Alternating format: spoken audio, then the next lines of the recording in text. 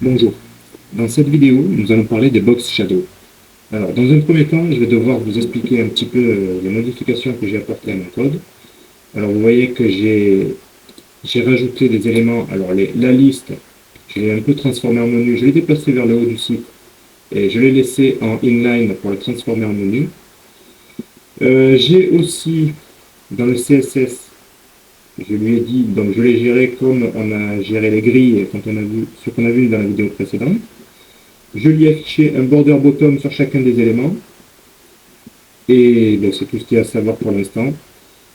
Donc là, nous allons parler des box shadow. Alors le box shadow, c'est le fait de pouvoir ajouter une ombre à un élément.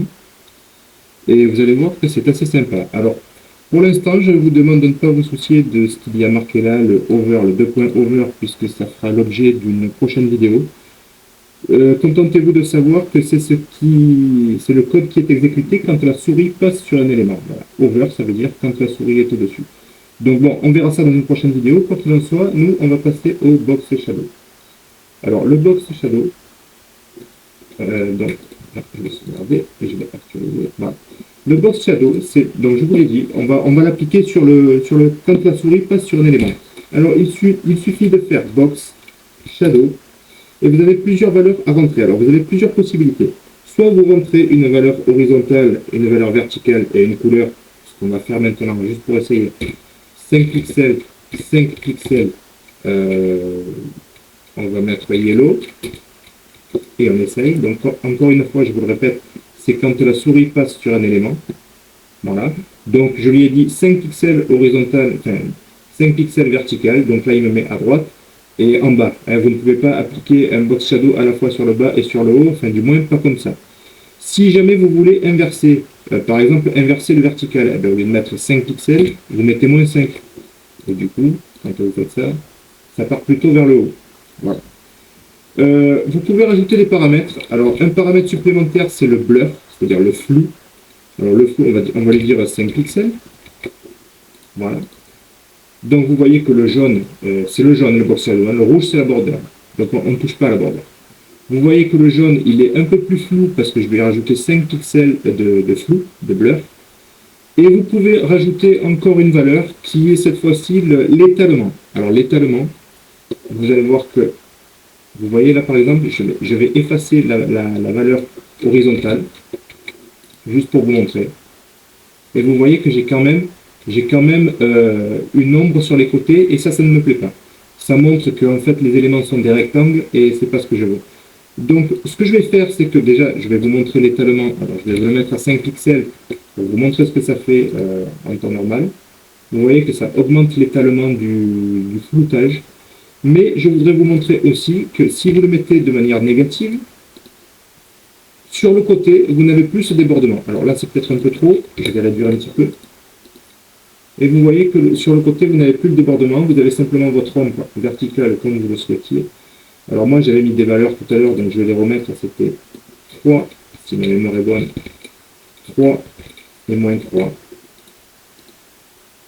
Voilà, et je l'avais mis en blanc. Ok, je préfère écrire blanc que d'avoir ça, donc excusez-moi un instant. Voilà. Donc avec le rouge, on voit pas très bien. Je vais supprimer temporairement la bordure bottom. Donc, on va augmenter un tout petit peu le vertical, on va le mettre à 5 pixels.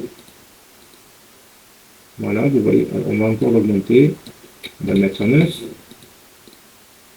Voilà, à 9 c'est peut-être un peu beaucoup. On va partir sur 7 et ce sera très bien. Vous voyez, voilà. Quand il s'approche d'un élément, quand il rentre dans un élément, il m'affiche mon box shadow. Alors voilà, vous pouvez jouer avec les différents paramètres. Donc je vais remettre ma bordure parce que je voulais la garder. Bon. Donc on va jouer avec les différents paramètres. Donc retenez que le premier élément, c'est l'offset sur les X, sur l'axe des X. Le deuxième élément, c'est l'offset sur l'axe des Y. Le troisième élément, c'est le blur. Le quatrième élément, si vous rajoutez un quatrième élément, vous n'êtes pas obligé, c'est l'étalement du blur, donc le spread en anglais. Et le dernier élément, bien sûr, c'est la couleur. Voilà.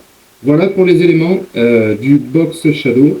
Vous pouvez bien sûr inverser les valeurs numériques. Si vous inversez l'offset X, eh ben, ça partira pas à droite mais à gauche. Si vous inversez l'offset Y, au lieu d'aller en haut, ça ira en bas et inversement. Et pour ce qui est de l'étalement, c'est pareil, ça vous enlèvera l'étalement sur les côtés si vous vouliez uniquement un étalement vertical, et inversement, ça vous enlèvera l'étalement vertical si vous voulez un étalement que sur les côtés. Et la couleur, ça reste la couleur classique. Voilà ce qu'on peut dire sur le box shadow. J'espère que vous avez apprécié la vidéo. Je vous donne rendez-vous dans une prochaine vidéo. Je vous invite à vous abonner, à liker la vidéo et à me poser toutes vos questions en commentaire. Je vous remercie.